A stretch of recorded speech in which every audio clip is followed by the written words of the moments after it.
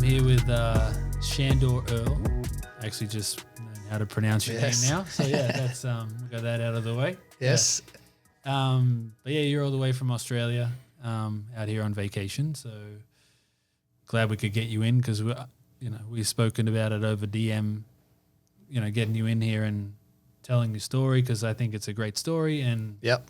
It kind of fits in line with what we're trying to sort of portray here of like adversity and how you can get to the top and no matter what happens.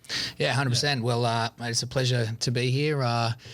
Obviously, you're an Aussie guy, so a lot of myself and a lot of guys back home are big fans of your clothing label, but, we all try and stay in contact with you. So Yeah, for sure. we're on the off season now. We always try and get away for a couple of weeks. So LA seems to be a bit of a spot for me to come, but mate, when I came here, I definitely wanted to come and catch up and to hear you were doing a podcast, especially about trying to inspire the next generation and instill the work ethic and things that we've all gone through, which is, a little bit of adversity and just making sure we have to try and keep overcoming that the best we can and never give up and hopefully get to a point of success that you and I have reached. I suppose we're not done yet, but it's a pretty crazy story, I guess. Yeah. Well, you obviously have your own podcast. I mean, something that and what's your podcast called? So my podcast is called Fueled by Fire. Originally, and we'll touch on it, but went through pretty crazy journey throughout my football career in particular. And when I came to the Melbourne Storm, is the NRL team I play for, they sort of said, "Do you want to do a podcast?" And at first I was like, I don't want to just do another footy podcast like here. There's the ESPN, the Fox Sports. I didn't want to just do something that everyone's done. So I was like, how can I leverage off my own story? So I thought, let's chat to some athletes about their own stories of adversity and ultimately how they overcame that to reach their point of success. So it's been really cool. I've really enjoyed it. But it started with my story and that sort of set the tone for the rest of the podcast. But yeah, really enjoying it. Yeah, for sure. I mean, like you said, we had spoken about earlier, you don't want to just get athletes on there. And that was one thing that that for me, I'm like, I like to have a range of people and personalities, whether it be from fashion, business, sports, all those different areas. You can learn something from all those different areas and expertise and the work ethic. And, I was just talking to Chris Brickley and we were talking about music and how he's learned from music artists that he's friends with and their work ethic and all that kind of stuff. So, it's kind of like there's an underlying theme with successful people, and that for me that I've seen and that I've experienced that's worked the best for me is obviously working hard, and you have to be doing the right things too, but if you're working hard in the right direction and doing something you love, then those two things come together and good things happen. Yeah, I agree. And what's interesting, I think you'll find a recurring theme with no matter who you talk to and how successful they are, whether they're athletes, guys in fashion, in music, hard work's going to be the thing that keeps coming up. And it might seem cliche. Even the people I listen to draw inspiration from, whether it be on podcasts or what I read, it's pretty much the same basic things over and over, but that's just what we need to keep hearing. And maybe you'll say it one way, I'll say it another way. And as you said, opening yourself up to all those different platforms, it's a lot more relatable. Like, not everyone's playing sport, but you can take things from athletes and their work ethic and their mindset, but maybe a conversation with a really successful businessman that can relate to what you're doing a little bit more is going to, strike a chord a little bit more. So I think, as you said, it's nice to open it up, and there's just so many things you can take away from so many people, and it's just the way they say it, it just really clicks for you. So that's something definitely I've found. Yeah, for sure. And, let's kind of start with your story. And yes, we actually played at the same junior rugby league club in Australia. That's right. Clovelly Crocodiles. I was just saying we're going to have to dig up some old photos. We've got to get them on the DP Instagram. Get them on the Bloat FC. Yeah, exactly. So that's a bloke in the bar reference that, So, but yeah, definitely, I've kind of followed your career, inadvertently because I knew who you were from our junior club, and you're a few years younger than me. To see you pop up, playing professionally in the NRL, and dude, you grew so much more. Like, you were like, I'm like, you could play in the forwards. Yeah. You're playing on the wing. Yeah. And some of the tries you were scoring, the touchdowns as they call it here, but were pretty spectacular stuff, out at Penrith. And then, but yeah, you had an injury and you went to a doctor who you trusted, obviously. Yep. And, you took a substance that wasn't banned at the time, but became banned 2 years later. Yes. And they picked you up for that, and gave you a 4-year, suspension, which I think, looking back, I always thought it was pretty harsh, and it seemed like you were being a scapegoat, because especially when there were other team, there was a Cronulla Sharks at the time, did the same thing. Yep. Maybe more knowingly, actually. And they got backdated 6-month suspensions. And like that for me was like, how is it fair that this young guy gets dragged through the mud, and then the other guys, obviously it's a tough time for them, and I don't necessarily agree or disagree, because they were given advice too. It's kind of like 100%. Yeah. Like, you have to be responsible, obviously, but when you're expecting that the person's caring for you is obviously responsible, right? Yeah, I agree. And I think the one thing I wanted to do from the get-go, I by no means am out there saying I'm guilty of this. I feel like I've really done something wrong, but at the same time, I'm fully taking responsibility. And I think I said before, I made my bed and I have to lie in it. So that's a really important thing, especially in Australian culture. You've got to be forward. You've got to be honest. You've got to come to it and just accept what you've done, especially until the truth catches up with what's in the media. So for me, at the time, that's really wanted to focus on. I wanted to be really open, really honest, really vulnerable about my situation. And then I think once the public seen that perspective and it was all humanised, they were really able to understand it and make their own judgments, which is now extremely supportive. Yeah. You touched on 4 years you miss out of your career.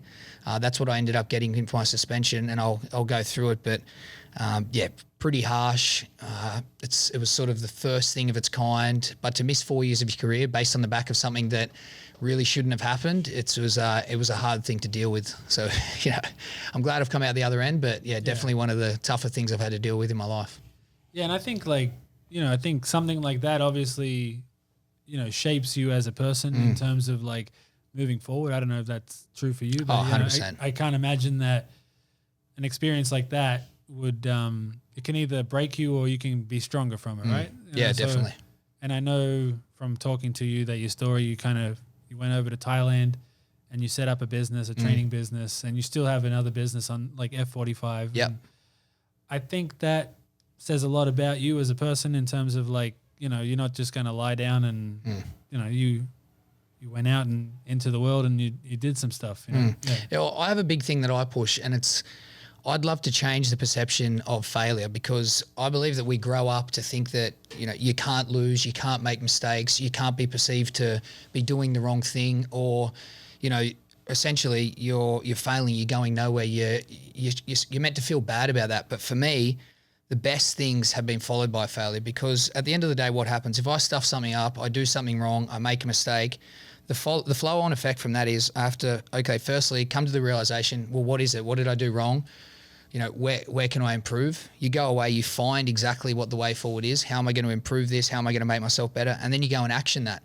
So if you can understand that no matter who you are, and I'm sure you could attest to this, the biggest guys in the world, the most successful, have failed over and over and over. But your greatest lessons and the greatest things have genuinely been followed by that. And you just build resilience in those moments. So if you can come to terms with the fact that it's going to happen, first of all, you're going to deal with it a lot better, rather than the person that thinks, I cannot make a mistake, I can't go wrong here, because it's going to be debilitating. But if you can get through that, not only do you become a more resilient person, but the greatest lessons come and the greatest improvements. So I think that's a mindset that everyone needs to get into, accept and take on. And I know from fact that time after time, that's been so true for myself. Yeah, for sure. I mean, I can attest to that, because I'm like, things that I thought, well, my company's done, things are like, there's no way I can get past this, and you do get past it. And then the amount of times that you do get past an obstacle or a hurdle, I find a lot of joy in actually having bettered that hurdle. And then you actually get more confidence in like,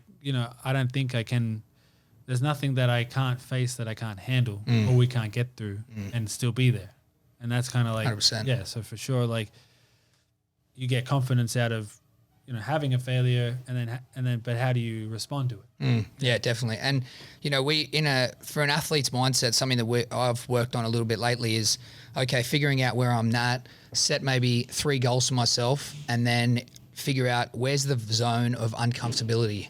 because if I'm always comfortable, am I really ever pushing myself? Am I ever really taking any risks? Am I trying to progress? So I'm always trying to find what's the next uncomfortable zone for me. And once I get there, you just repeat that sort of process and go again, because I've found that if I'm putting myself in those situations and with the mindset we just spoke about, it's inevitable that you're just going to continue to get results and to continue to improve. So in that respect, on that topic, that's sort of something I've tried to implement. But going back to the stuff you were talking about, played footy at a young age. You know, for us, it's all we know. Like, we just love it. And it's the same here. You get into sport at a young age. We don't have the college or high school sort of stuff, so you just got to make your way on the weekends or in the background. But it was all I wanted to do. Same here. That was my goal. Yeah, exactly. And that's you just live and breathe it. Like, you don't really have a heap going on. Like, from a young age at 3, 4, you know, your dad was involved in rugby, so you're just thinking, this is all I want to do, and you put your whole life into that. You literally are, in a way, sacrificing everything in that moment. So I mean, I definitely did.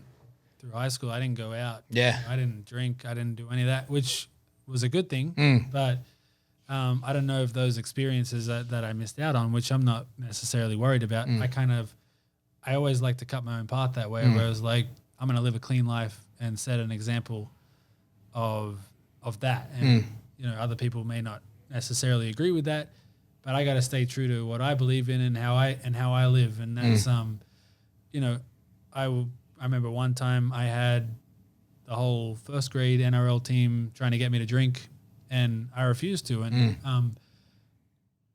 you know, as a 17, 18-year-old, to stand up to those guys who you look up to and respect and tell them no. In a drinking culture. I don't know. That's always been my thing, where I was like, I can just do, you know, what I believe in, and I don't care what somebody thinks about that. Like, you know, you can think less of me. All right. But perhaps deep down, those guys actually think more of me, because I didn't actually fold into that peer pressure. You know? Yeah, and I think so. And those moments along the way, and there's going to be plenty, but there has to be some level of sacrifice if you want to get to where you want to get. You know, nothing's just going to come handed to you. And sport's a funny one, because whether it's weight, right? Like, 100%. Whether it's drinking or your eating habits or whatever it may be, everything that we know is the fundamentals and important in trying to be an athlete. At some point, you're just going to have to say, no, I'm not doing that. I'm not going to follow the crowd. These are things that I'm just going to have to do. But I know there's a couple of points along the way where I'm not the guy. I'm the guy in the room that they said, you know, maybe one of you will play first grade, and I'm not the guy on big money on the big contracts early on. And I said to myself, like, that's going to be me. But you know, they're not talking to me. But at the end of the day, that conversation you can have with yourself, coupled with a few sacrifices along the way, that's just the path that you need to take if you want to get somewhere, you know, especially if you want to realize your dreams. Yeah, for sure. And I mean, I definitely agree with that, because, like, anything that I do, I've always aimed, like, higher than actually what I've achieved. So, not that I think of something that's a failure, but I'm like, if I'm going to do fashion, I'm going to have this, you know, this big company. I'm going to be in all the top stores. I'm going to be all that. And it didn't happen straight away. Still working on some of that and a lot more of that to grow. But I was like, I was playing rugby. I was aiming to be the best in the world. And whether physically and skill-wise I had the ability to do that, I worked like that was where I was going to go. Yeah. And I probably got further than if I didn't think that way. So it's like, you could be like, I'm going to aim to have a small company of $1 million, you know, make $1 million revenue a year, and, you know, like that, which is it's a good business, right? Like, you're making all right money. And if you aim for that, you're probably going to hit below that, right? Yeah. Yeah. So if you aim for 2 million, maybe you hit the 1 million. So let's aim for $1 billion, you're going to hit 500 million. Like, if you aim to be the best player, like you said, you're not that one player in the room, but you aim to be that one player in the room, and you weren't on the big contract, but, you know, and like, you can get there. Yeah. But I just always think that it's so true. And the goals have to be bigger than what you actually think. Definitely. And if you've got the mindset and attitude to realizing or achieving that goal or realizing that dream, the reality is, if you just fall short of the mark, like you said, you're going to be in a pretty good position. Yeah. You know, $1 billion company, 500 million, whatever it is, you're going to end up in a pretty good position, something that you can be happy with, satisfied, and there's still always something in the foresight that you're reaching towards, you know what I mean? So I think it's a great mentality, and it's one, you just have to adopt that early, because if you're not exuding confidence, at least in yourself, and you don't have that own self-talk, no one's going to guide you through that. Do you know what I mean? So it's really important that it starts with you. If you set out to achieve a goal or be successful in whatever means of life, it's going to start with what you're telling yourself. And that's going to be so important. Yeah, for sure. And I mean, you probably working with, a lot of the athletes you see around you, on a daily basis, especially in Melbourne, you kind of, to put some perspective to someone who doesn't know the Melbourne Storm, it's almost like the success that club has had is like the New England Patriots. Yeah, of the NRL. I agree. And what I see about them is their work ethic and, obviously their accountability. I've heard Brett Finch talk about it and accountability is probably, it would be my number one word or explanation for sure. Yeah. Like if you fuck up, you got to get up in front of your teammates and say, why didn't you do that? Or, why did you make that mistake? And, I don't know if every club has that accountability and even that work ethic, but, I'm not in there, but it's just my outside observation. No, it's definitely. like, okay, I pick up what he says. You can grab the ingredients from those of why aren't the other clubs doing that? Like, and it's all there. Yeah, I agree. And I think it's either 4 or 6 of the current coaches have been in the Melbourne Storm system, so they've been assistant coaches. No doubt they've gone away and tried to replicate that. Your New England Patriots, your Bill Belichick, we've got a Craig Bellamy, very similar, just like a guru. When he speaks, it has so much weight. You stand to attention and listen. Even at this point in my career, I still am in the room pinching myself when he speaks. You know what I mean? To have that sort of aura around you, it really demands, like, there's no option here. You're either all in or you're not. And accountability, it's a little bit of a weird one because the sports here are highly professional, highly successful, high tech, all that sort of stuff. But before I'd come to the Melbourne Storm, we do long pre-seasons, 3 to 4 months, not the 6 weeks that is typical here. I'd never had training videoed, never. And I don't know if that's a normal thing now. As you said, I've had a few years away from the game. That's not a really normal thing, but I'd never watched training. Back when I was, so only game reviews. Now every day training's pulled up. Why did you do this? Why did you do that? And the funniest thing was when I got there, I'm not talking about great try in training or what an amazing pass, great step, all this stuff. It's, did you chase the bloke down who made a break? Were you chasing to the end? Did you fill the space for your man on the inside? Did you do your job? All effort areas. I was just going, this is crazy. I was blown away. All accountability, all on effort, all based on hard work. No one is going to talk about, of course, everyone knows, hey, that was a sick try or whatever you did. That was a mad touchdown, whatever. But at the end of the day, this club hangs its hat on the effort areas or the 1%ers. And that blew me away. That's the definition of the culture there. The coaches will do everything they can to feed you the information, support you, give you the platform. Now you just give me back as much effort as possible. You start doing that for your teammates and you have respect for your teammates and you hold them accountable as well. And then you've got the Melbourne Storm.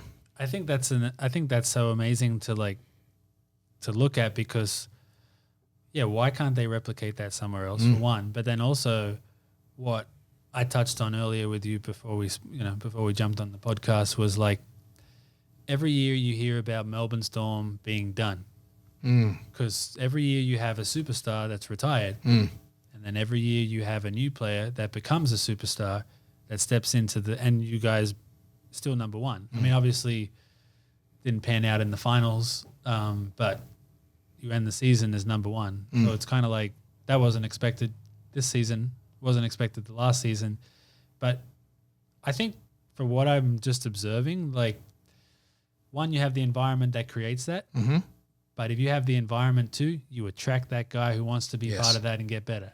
So it's kind of like there's a bit of a do you think that's true? I agree, and that's what's happened. We'll keep using that Patriots reference. The coach and the big three, they're called the three of basically the best players in the NRL in rugby league to ever do it. Cameron Smith, Billy Slater, and Cooper Cronk. So they laid the platform. They stayed together for a long time. You need that consistency. They built that reputation. They built that culture. And at this stage, it's that next man up mentality. And you don't go there. They call it the no dickhead policy. So if you go there and you're not all in with this is how to be the player that focuses on effort areas. This is the respectful guy. This is if you don't have those traits, then you're going to be the odd one out. At other clubs for me, I was the guy who made the sacrifices, or I wanted to do extras, or I wanted to, another reference, you could call that, those guys are the teacher's pets, you're the nerdy sport guy. So you're doing everything you possibly can. In other clubs, you're the odd one out. Yeah. But that's not a good culture that's going to breed the sort of made fun success. of. That's what I mean. That mentality, that success, that culture doesn't breed that. But here, you're the odd one out if you're not doing that. And accountable by your players. Imagine your own peers, your employees. That's what you need. And that's an environment. I think everyone dreams for that. Yeah. And I always wanted to have that. Yeah, I think you would think that people would be kind of not wanting to be in an environment that's super disciplined and and strict, but it's actually a better environment to work in. 100%. Yeah. So I think for me, I like to step back a bit there. At school, I went to a sports high school. Yep. We had a rugby league program that we would train in the morning. We would even have a class that was rugby. So it was kind of that was great for me, but I would get made fun of for how hard I would work. I would take the warm up like this is it. We just and I would be sprinting. People make fun of that. Even we went on a school trip and the teachers made fun of me. Like they did a stand up thing where they kind of made fun of me for how hard I worked, how many push ups I would do, how much I actually worked on something, and that actually hurt me. And they still talk about me now of at the school, because I've someone filmed it the other day and was like, they're talking about me now, and as an example of how much hard work goes into something and where you can get to. But they made fun of that, and that's kind of you can't really make fun of that, because I don't know whether that was something that they just felt like they couldn't do.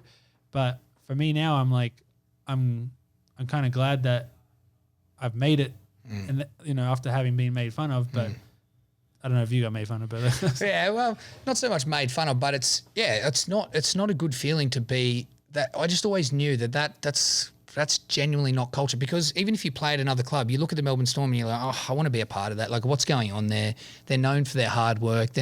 But that creates such a great camaraderie and just a place where you want to be. And that could attribute to literally any career. You know what I mean? You don't want to be the guy that goes to work that's doing everything they can to be as good as they can at their job, and then the other people who maybe aren't doing that, and that's their own insecurity, and they're going to have a go at you or whatever it is. There might be some jealousy, and you're made to feel uncomfortable. Yeah. That's just so weird. I don't know what your opinion is of that in America, but they always talk about Australia being the tall poppy syndrome, just cutting the head off the tall poppy, and that's quite sad that we are known for that. But I'm just lucky that now I'm at a team where you literally want to play for the coach because you love the bloke, and all the coaches because they're doing everything they can for you.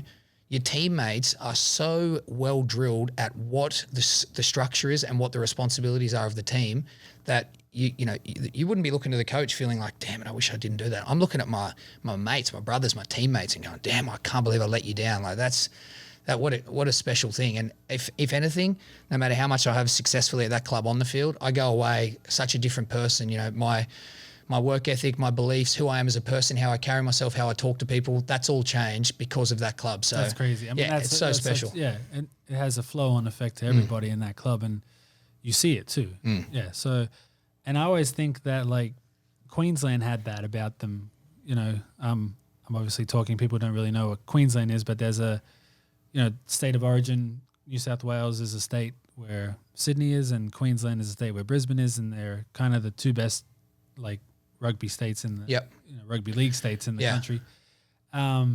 So it's the East versus West. It's but America versus Russia. It's a big rivalry. Queensland had most of the Melbourne team. Yes. And a lot of what I saw from the Queensland team was those effort areas and the accountability that was lacking in New South Wales during that long run. I can't remember how many years it was. I think 8 years. Yeah, it was crazy. I mean, as a New South Wales, as a New South Welshman and a New South Wales fan, it was tough. It was tough. But what I see now is what Brad Fittler's brought in is he's brought in a similar mentality. I think he showed a video of someone, Jared Hayne, kind of showing off after a try or something like that, and then saying that this is not what we want in our culture. No. So Is that something similar to like Definitely, how the culture is in Melbourne? Definitely. And one little thing that came to mind was Ryan Hoffman, who's another legend of the club, an ex-player. I may get this wrong, but it was a quote basically saying, before you drink from the well, remember who dug it.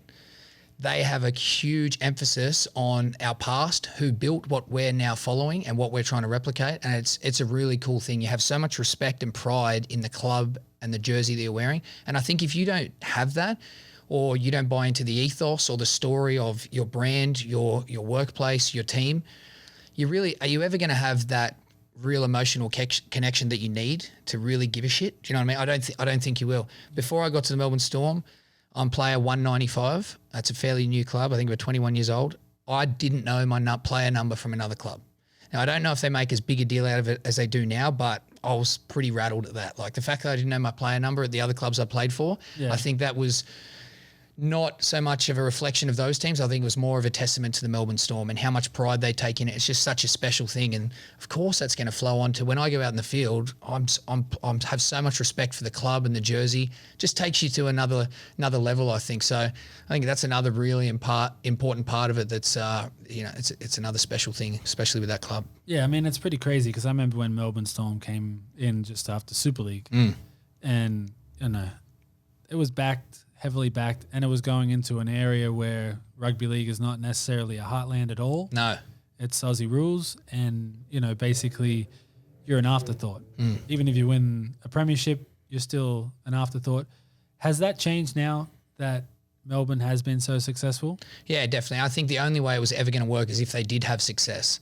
And the fact that they won the comp in the second year of being in the competition. Like that's unheard of. That's crazy. Penalty try. That's right. I was at the game. Yeah, that's sick. But that's so crazy. And I've been there 2 years and I've already met all of them. Like all the old boys, they've come through. We've had celebrations celebrating those grand finals. The way these guys speak about the club, like it's a genuine brotherhood. And I just can't stress enough how, if you're seeking to be a part of something, or there's a brand or a career path that you want to buy into, you need to be chasing something like that, because at the end of the day, then you're just not going to get the best version of yourself if you're not involved with something like that. And I'm not saying that's easy to find. That is hard to find. But you got to check your ego at the door, and be willing to. Ego is another massive one. Like, I'm another example of like Cooper Cronk. I know he's at the Roosters now, just retired.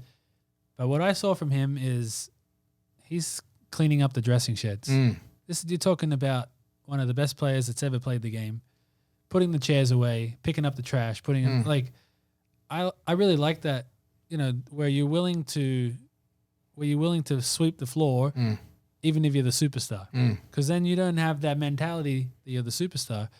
But I know we spoke about that you have to, aim for the stars, but like, that humility is also important too, I find. 100%. When you get there, what kind of person are you going to be? How are you going to use your influence? Do you know what I mean? Is it all just for personal gain? Like, do you want to be just this big brand? Because the reality is, when you get to that point and you have that sort of profile, you can make some serious changes and influence a lot of people. It's up to you how you want to do it, how you want to be portrayed, what you want to show. So, it's probably not, but for lack of me knowing a heap of players, let's talk about your Tom Brady being in the same realm as those guys we're talking about. Imagine the footage of, and I'm not saying this is a reflection on him, but imagine the footage. It's him going around cleaning up the change room after the game, not for any personal gain, just because whatever it is, culture, that's just the person he is. So I just feel like as well, when you get to a certain point, it's not about giving back, but it's important that you are, the way you're being perceived and the way you're being reflected is something that's going to be positive for other people. Like if that's a guy you look up to and want to be, does that not make you think about how you're treating people, the respect you have for where you are, what you're doing, where you're working? Like that sort of stuff rubs off on people, and it's pretty cool to see. So I think I think that's important when you get to a certain point. Yeah, and you have to look at what you do off the field, and I know the media blows things out of proportions because obviously I've seen your story. Yeah. I know Jackson Hastings. I've seen his story, and I know his side of the story too. So from what I've seen on those things too, it's like how you bounce back from it, but how you carry yourself, because kids are watching you. Definitely. Media is a crazy thing. Like over here, one thing I do like is the access, but they're real personal identities in America. These guys are, if I want to say something about what's going on, I'll jump on Twitter and I'll say it. And no one's going to blink an eye. It's like, that's just how stuff rolls. Whereas back there, like, players don't really have a voice. They borderline don't have their own identity because they're too scared. They have to stay in the realms of what they think is acceptable. Yeah, the president. Yeah, that's what I mean. That's crazy.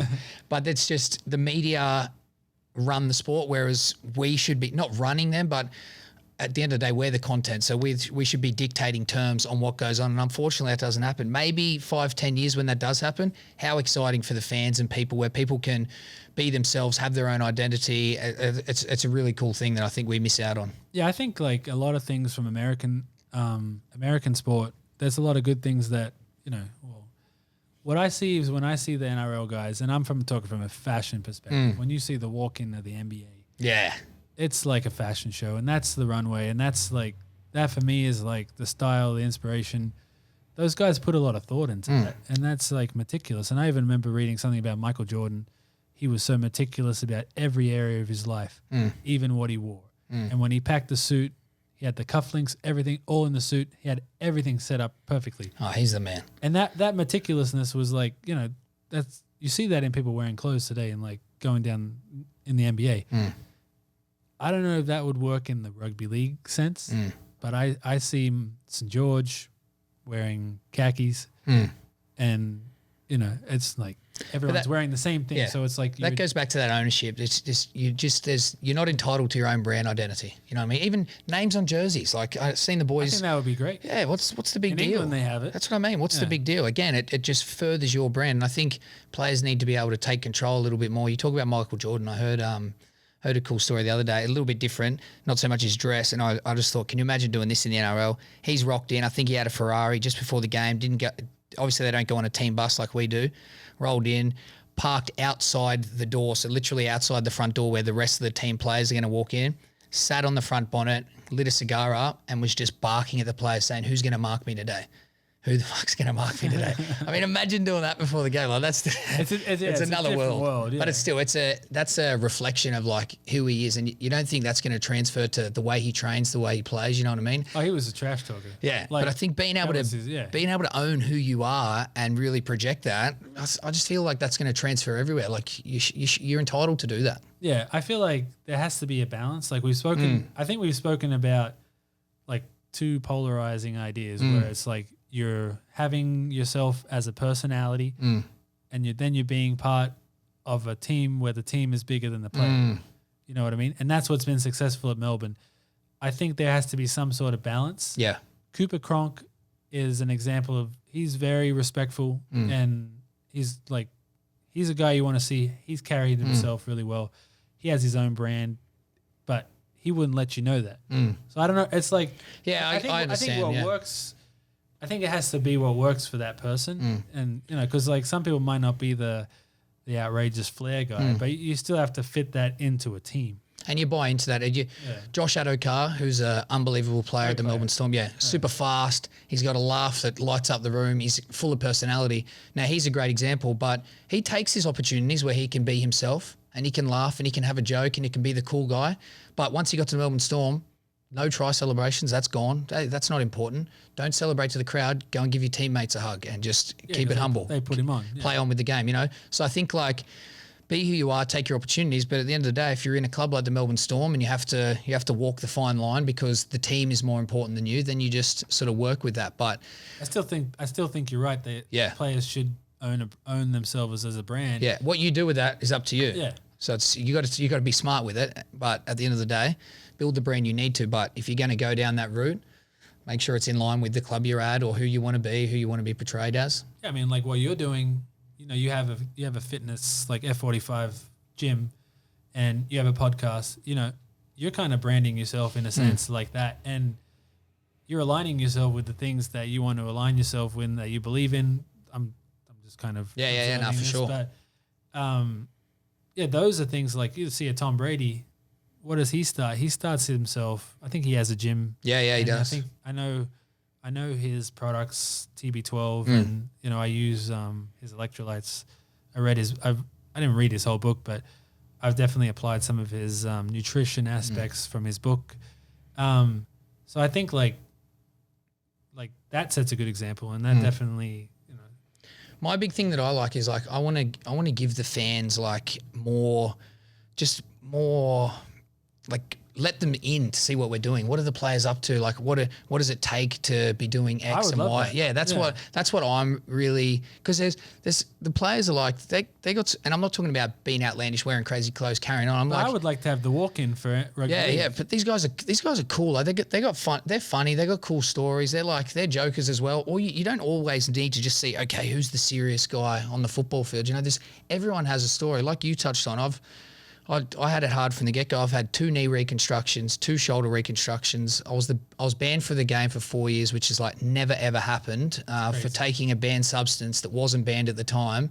It came out 2 years later in text messages. That's crazy that if it wasn't banned at the time, then it shouldn't be. No, I agree. It shouldn't be retroactive. 100%. Like and people have fought that, but the guidelines are black and white, and I can appreciate it, but I don't really respect it. I get that they've got a very hard job. Like if it's not black and white for them, how do you even start to catch blokes? But at the end of the day, if it didn't come up in a test, I checked with, it's the same as a USADA. I checked with the website and it wasn't there. Like, give me a break. What if they say vitamin C is no, it just doesn't. I'm not saying that. Yeah, but what if they say that vitamin C is now a banned substance and all these players are now done? Yeah, exactly. They had it, like they've had it. They've been taking it. I feel like it should be like a line in the sand. This is where the point starts, and that's where. And they're not going to backdate that, are they? I mean, for me, I was a young guy. I was an individual in my club. I wasn't part of the big teams like they were. It was the first time it had ever happened in sport, and I think it was just if you're going to carry on that much, it was literally the biggest thing in Australia. Then someone's got to go down. Like there's got to be a big fish, and I was the young kid who was willing to come forward and accept it, but just never thought it would get to the depths that it did. I mean, literally to the point of me taking the peptide from the sports scientist to the doctor's office to be administered, and receiving a trafficking ban, things like that. Like that's just not what it's sought out to be. And I'm pretty strong advocate of making sure that, look, if you do the wrong thing, you do the wrong thing. And there's some crazy supplements out there. Be really careful. But at the end of the day, the guidelines aren't set out to catch people like that. Like get the people who are blatantly trying to cheat the sport or just trying to take the piss. Like those are the people. Yeah. And the guy that set all this up, he's not an athlete, so he's not bound by those rules, but really, Dank? Yeah, I mean, that's the guy at fault, Stephen Dank. Like he should not be at clubs. Those opportunities shouldn't have arose, whether he was doing the right thing or not, which at the end of the day, he probably was, because he was a little bit crazy, but he was working within the means of the guidelines. But still, those people shouldn't have a role at clubs and put players in those positions. You can't change the guidelines and then take it back and be like, yeah, no, it's unfair. I guess you probably have thought about that for a while. Yeah, you come to terms with it, and I think I said it to you. Missing 4 years of your career from the age of 23 to 27, that's a big deal. And it's something that I don't resent anything. There's always going to be a little bit of frustration around it, but the things that happen after that, I went away to Thailand, set up, had a cafe, had a gym, traveled. I spoke to people from all sorts of walks of life, and I didn't have that mentality before. But you break out of the bubble of just playing football, and all of a sudden I was having all these really cool conversations. You get to see the world. I grew up as a person, got a little bit of business stuff going, and all of a sudden I'm this new person coming back with a whole new perspective on life. And do I look back and it's like, how could I now take that back? The shittest thing that's ever happened to me, but how could I take that back? I think that's like the key is how you respond to it. And like I've seen is how you responded to it. And I actually followed the story. I was very interested in it, and to see like they reported on it, what you're doing, and you set up your business over there and all that kind of stuff. And that was like, that's how you take a shitty situation and you turn it into a good situation. It's like, 100%, and that's you take lemon and you make lemonade. That's right. That's right, and it's all just what. That's how you say the saying. I think it is. I'm always sketchy on the sayings. I'm like, am I saying this right? But that's the same thing. It's your perspective on failure. It's your perspective on optimism. Like I'm not saying that something shit happens and you look at it and go, oh, I'll just get over it. For something shit to happen. Yeah. But if something shit does happen, it's how you pivot and you adjust and you actually move forward with it. That's right. You're not always going to get over it, but it's a very clear decision for me. Am I going to let this rule my life? Am I going to go into that depression, never stop thinking about it, let it dictate my next actions? Or am I just going to flip it and go, all right, how can I find the best out of this situation, keep a bit of a positive mindset and just move forward onto what's next? And if you can make that decision, and if I was to offer you, okay, that choice or this choice, which one are you going to take? I'll take the optimism, figuring out what my next goal is and just attacking it. That's the one you're going to take every time. So when you're faced with those things, couple it with your, your lack, you're not having that fear of failure anymore, being able to come to your realizations, face what your reality is, and then, all right, let's just stay optimistic with this. Let's figure out how I can find something good out of it. What's next, and just attack it. And I think if you can have that attitude, it's going to set you up for overcoming any adversity. And especially for people who are listening to this, who are chasing a goal or a dream in fashion, in sport, whatever it is, take some of those things, adopt those into your mindset. And I feel like you're laying a really good platform for success, or for the future at least. Yeah, most definitely. Because I mean, I started out in business and I thought it was going to be easy, and not that it has to be hard, but it's definitely sometimes a little bit more than what you think it was going to be. But then you just keep going and you get there. Yeah. Yeah. I agree. I think we're in the age where there's so many good things and so many bad things about where we're at. And I think one thing we spoke of is people maybe lacking an understanding of, they see the success, but they don't know that that's a 10-year journey, or there's a lot of hard work in between, or there's some adversities. Even, when I came back from 4 years, 3 weeks into preseason, I'd worked my ass off for that moment and I tore my ACL again. Like, what I mean? That stuff's, I thought that was, that stuff's I was great. like, that's man, cruel. Like someone's got a voodoo doll or something. Yeah. But again, I was like, well, I hope Melbourne give this guy another chance, just so he can, he's willing to work his way back from a 4-year suspension. I think Craig Bellamy also was like, this guy's gone through a lot. Yeah, I was in the doctor's office crying when the doctor told me. First person that called me was Craig. He said, look, obviously he's rattled, I'm shattered. He goes, look, if you want to do this again, you've got a contract for next year. Like, that's just a reflection of who he is. That's your leader. That's the type of person you want to be associated with, and it was great. And going back to what I was saying about the age we're in now, there's so much information out there. Like you can listen to Daniel Patrick speak about his journey. You can listen to any athlete. There's podcasts, there's information. So get around that and understand that, we know it's not going to be easy, but you can take so much away from that. If you can arm yourself at a young age or wherever you're at and start to adopt some of those things, the fact that information is so readily accessible, I think it's a pretty cool time to be involved. Yeah, it's definitely social media and all that kind of stuff can be a gift and a curse. Definitely. Yeah, so, but definitely it does allow you, especially even as a young, like a fashion brand, it allows you to have a voice and, connect with people like directly where maybe you're not getting the support from a store or something like that, but you can get direct with your customer and direct with your fans and all, on your side of things and all that kind of, and I think social media has been a good thing in the sense like that you have access to it and you can learn more from these people. Like, how good would it have been to know like more about Michael Jordan? Yeah. I know they've made a ton of documentaries on him and all that kind of stuff, but it's never enough. Like, no, you want to see what he's doing on a day-to-day basis. That's right. Imagine going back, and if now was back in 80s and 90s, what would Michael Jordan be posting on Instagram? Yeah, it's crazy. Yeah, the takeaways you could get. That's we're definitely very lucky in that way. It's pretty cool. Yeah, and I definitely like what you said about the comfort zone, because that's definitely something that a good mentor of mine once said is like, the best place for you to be is right over the edge of the cliff. In terms of discomfort, like you got to be all the way, you got to put yourself out there and sense that, like, if you're in land a bit more, it's, it's safe, it's comfortable.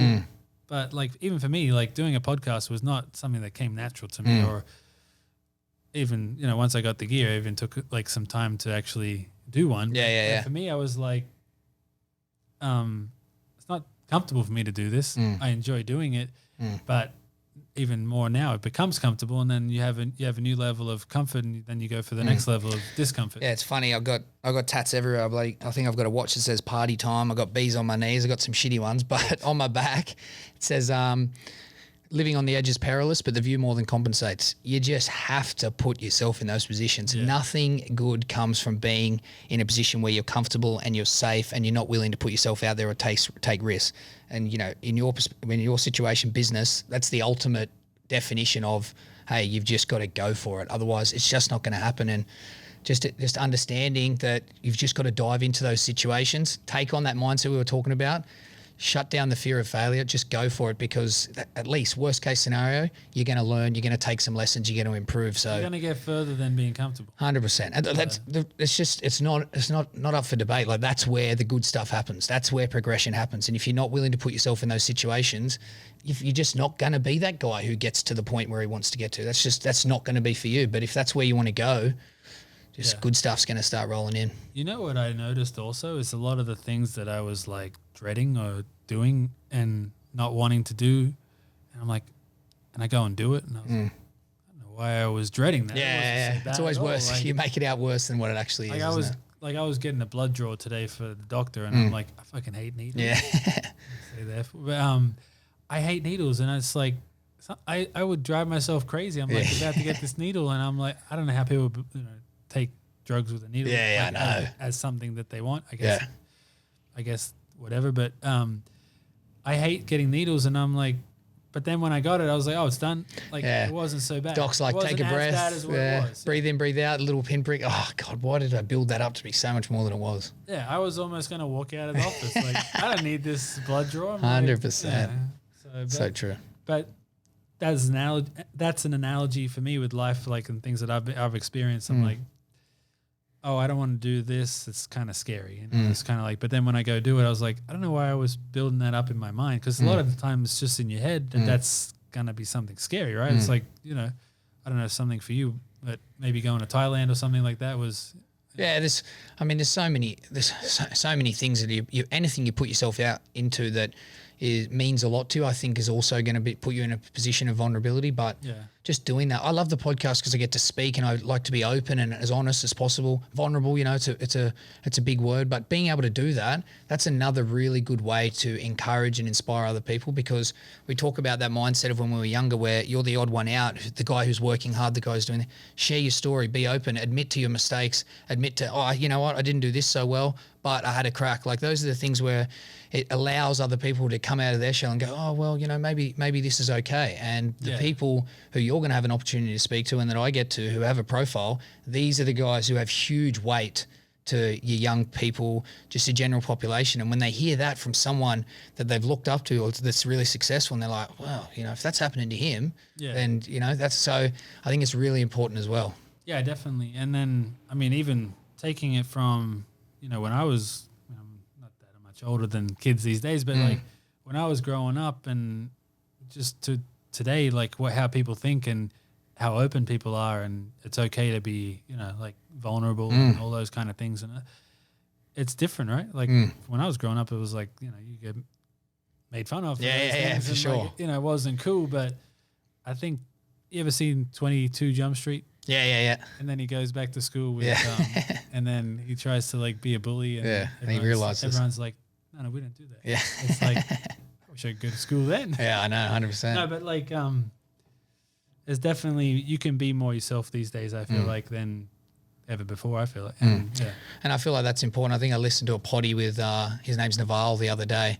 You should define potty. Podcast, sorry, the little. I mean, here they're gonna think like a potty. Like, what would they? Oh yeah, true. The bathroom. Yeah. But in Australia, we're big on nicknames. We'll cut everything in half or add a Y or an O onto it. So potty is for those who want to say, they can use that now for podcasts. But with Naval, and he was just saying, like, write down what you love, write down where you want to be, what you want to be a part of, and just go for that. Like, put yourself in that situation. Like, that's, at the end of the day, you don't want to be a part of anything other than that. So I think that's a really good place to start, because if you're happy doing what you're doing, good chance you're probably going to end up being successful. Yeah, for sure. Yeah. All right, cool. Well, thanks for coming. It's been awesome, mate. I really appreciate it. Taking the time out of your holiday. Thank you. I'm looking forward to listening to the rest of the podcast. For sure. Yeah. Cheers, mate. All right, thanks. Thank you. Bye.